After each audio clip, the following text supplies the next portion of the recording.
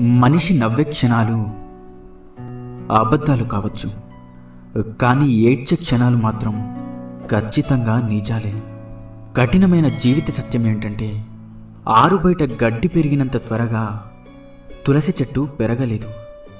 అలాగే మోసం చేసినవాడు అభివృద్ధి చెందినంత వేగంగా మంచివాళ్ళు అభివృద్ధి చెందలేరు కాదంటారా? విలువలేని ప్రేమను నువ్వు ఎంత ప్రేమించినా చివరికి నీకు ఆ విలువే లేకుండా పోతుంది. కాబట్టి నీ విలువను తగ్గించే ఏ బంధాన్ని కూడా విలువగా చూడకు. జీవితంలో సంతోషంగా ఉండాలి అంటే కావలసింది ఆస్తులు అంతస్తులు కాదు.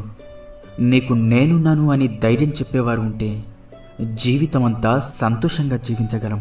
ఈ రోజుల్లో బంధం అనేది తామరాకు మీద నీటి బిందువు లాంటిది. అది ఎప్పుడు జారిపోతుందో ఎవరికీ తెలియదు.